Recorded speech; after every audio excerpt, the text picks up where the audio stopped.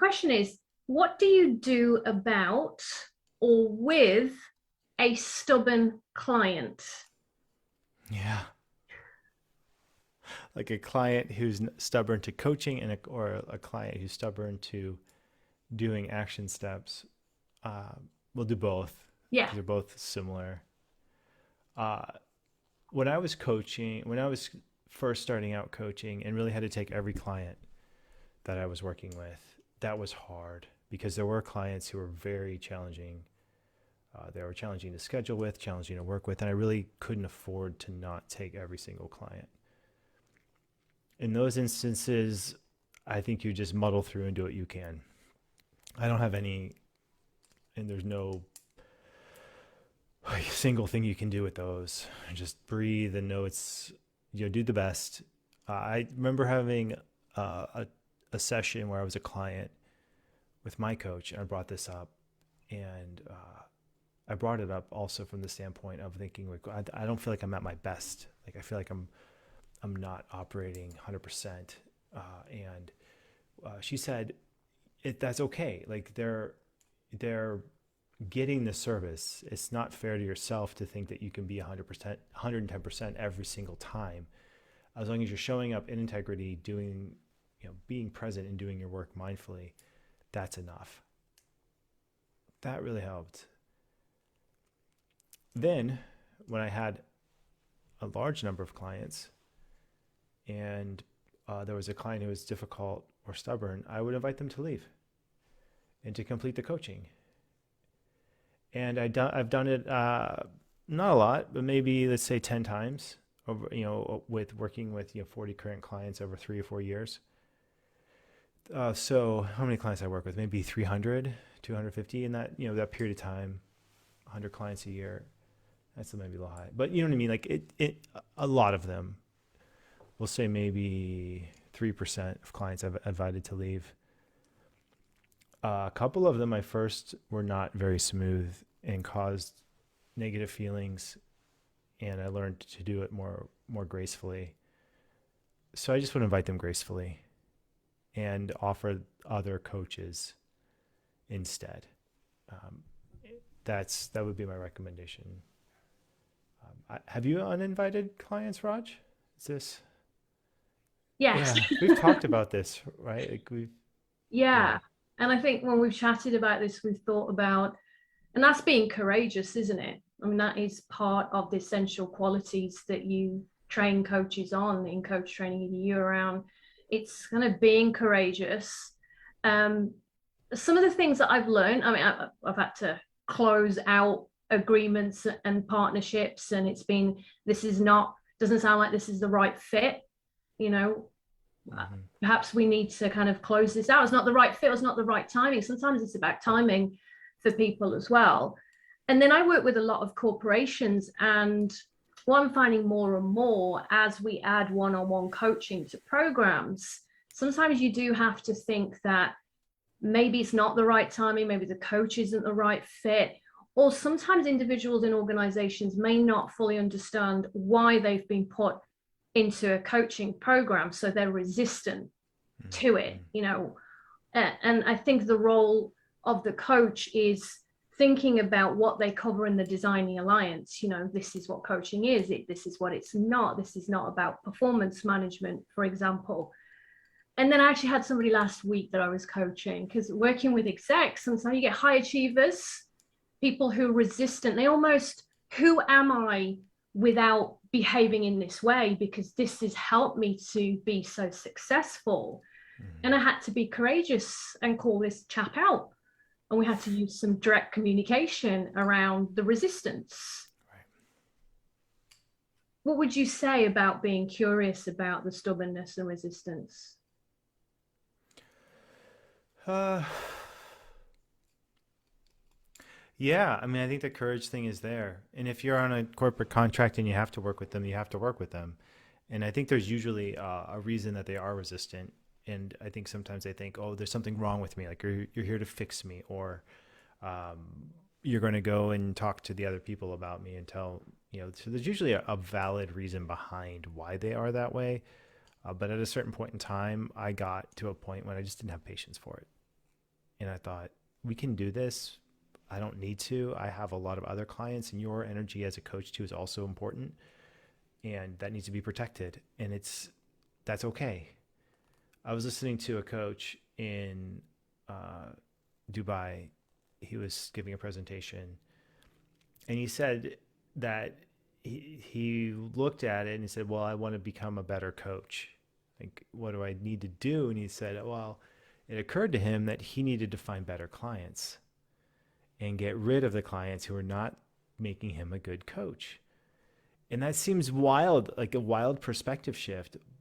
But really, if you're only working with 40 people, you only have space to work with 40 some people as a coach in a full-time coaching capacity, meeting every other week. So maybe doing 20 to 25 coaching sessions a week, which I would consider full-time.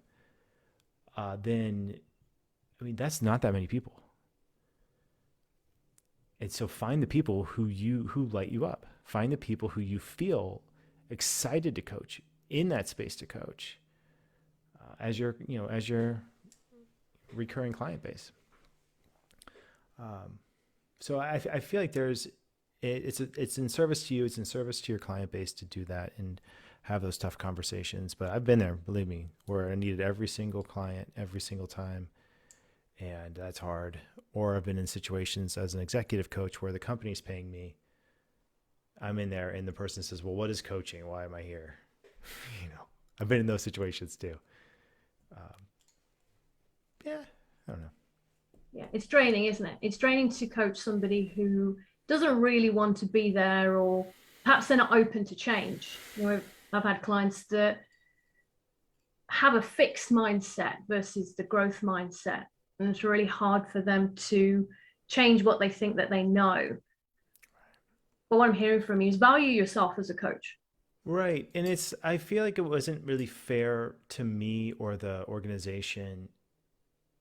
It wasn't like really fair to anyone involved, for this situation to be there, because, the people who are paying me to be the executive coach, so I was being paid by an organization who's being paid by another, by the organization that was hiring the person I was coaching. Mm-hmm. So there were 4 people in this chain of executive coaching happening.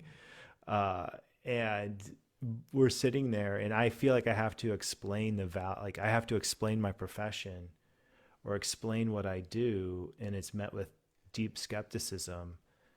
I told the people, I'm just not that interested in this, and in other things too. We do a lot of programs with universities, and let's say a university will send 14 people through all together.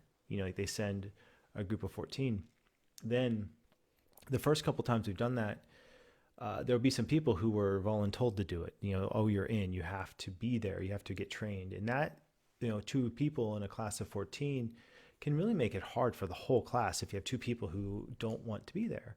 So then we said, we can't do that anymore. If you're putting people in, you have to have some sort of application process or make it not, you know what I mean? It has to be like, I want to actively do this. And we have. And since then, it's way better. So yeah, that's where I'm at with it. But again, if you need the clients and you have to muddle through it, my heart goes out to you. I've been there. I was there for years. I know it's hard.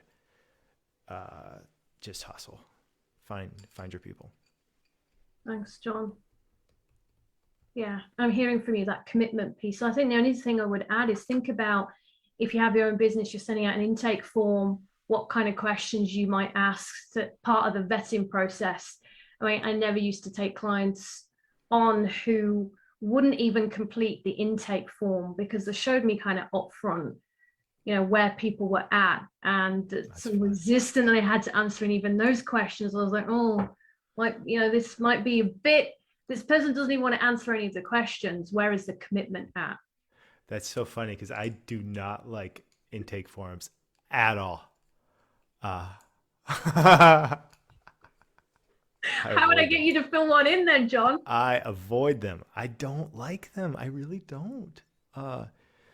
It's an interesting thing. I mean, a lot of people do. And so I respect the intake form. I respect the process. And I think they are useful. I just want to put that out there. Just not for me. I don't like putting it down in writing. is what I realize, and sharing that. I feel like it's really intense, like, to share that level in writing sometimes, especially when you're leading an organization or have, business relationships in different places. So I can see it, but intake forms. Can have a I think that's discussion. really great that you shared that though, John, because that helps us to see different people's perspectives. And you Right. got the biggest growth mindset that I know, and it's something that you're not taken with the intake form. So perhaps it's something for us to all think about. Just because somebody hasn't completed it, maybe it's something else. It means something else to them. Right. And when Yeah. I'm working with a coach and they have one, I'm very clear on why. And, I just don't not do it. I'm very clear. So yeah, this is why I don't want to do this. Is that okay? And so, yeah, they're like, fine, that's good. But I also realize I have a responsibility to show up Mm-hmm. and have a very clear agenda of what I want to work on. So yeah, I mean, it just becomes okay. So something, so there's an idea that Moise and I were talking a lot about, which is the idea that you don't have to try to like skirt around the issue and still getting what you want. So there's an idea of just speaking directly to, like, speak directly to it. Like, this is what I need, or this is. I mean, we're talking. More. This has come up more with extended family, and thinking, okay, so it's just cleaner. Communication makes things clean, and especially if it's direct, clear communication that gets to the heart of it. And so the heart of it is, okay, so what's the point of the intake form? And if it has a real point, is there another way that you can get that information? And that's where I go with it with coaches where I'm a client.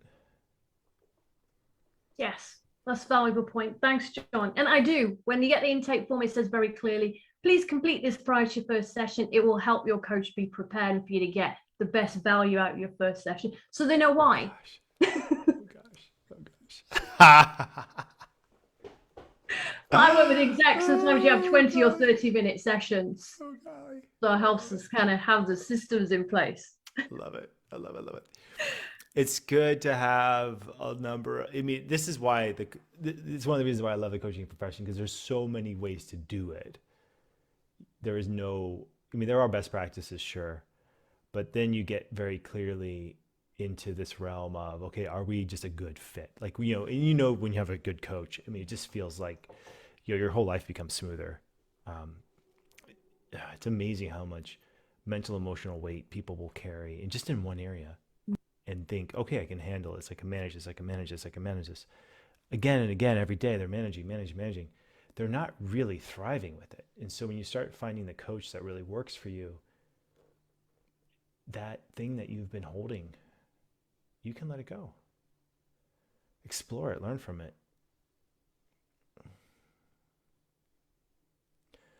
Yeah, that's what I see. So it is worth the effort to find the coach that you click with 100%. Yeah, I agree.